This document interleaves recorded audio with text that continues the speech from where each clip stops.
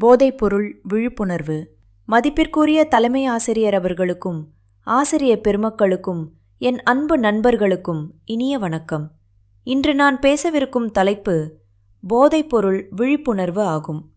போதை ஒரு கண நேர இன்பம், ஆனால் வாழ்நாள் முழுவதும் துன்பம் என்று கூறினால் அது மிகையாகாது. இன்றைய சமுதாயத்தில் போதைப் பொருட்களின் பயன்பாடு நாளுக்கு நாள் அதிகரித்து வருகிறது.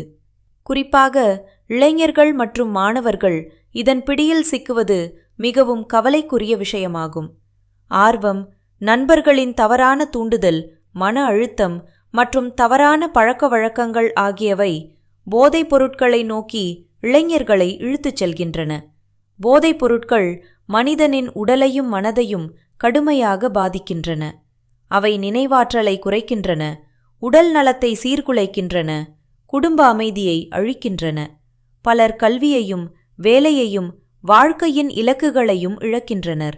சிலர் குற்றச் செயல்களில் ஈடுபட்டு தங்களது எதிர்காலத்தையே இருளாக்கிக் கொள்கின்றனர்.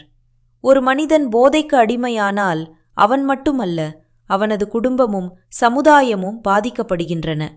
எனவே போதைப் பொருட்களை ஒழிப்பது தனிமனிதனின் பொறுப்பு மட்டுமல்ல, ஒட்டுமொத்த சமூகத்தின் கடமையாகும். மாணவர்களாகிய நாம் நல்ல நண்பர்களை தேர்ந்தெடுக்க வேண்டும். உடற்பயிற்சி, விளையாட்டு, புத்தக வாசிப்பு போன்ற நல்ல பழக்கங்களை வளர்த்து கொள்ள வேண்டும். போதைப் பொருட்கள் குறித்து விழிப்புணர்வை ஏற்படுத்த வேண்டும்.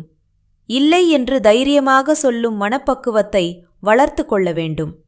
மகாகவி பாரதியார் கூறியது போல், நிமிர்ந்த நன்னடை, நேர்கொண்ட பார்வை உடைய இளைஞர்களாக நாம் உருவாக வேண்டும்.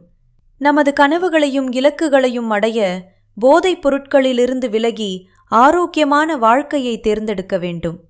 இறுதியாக நான் ஒரு வரியில் கூற விரும்புவது, போதைப் பொருளை தொடாதே, உன் எதிர்காலத்தை தொலைக்காதே. நாம் அனைவரும் ஒன்றிணைந்து போதையற்ற சமுதாயத்தை உருவாக்குவோம். நன்றி, வணக்கம்.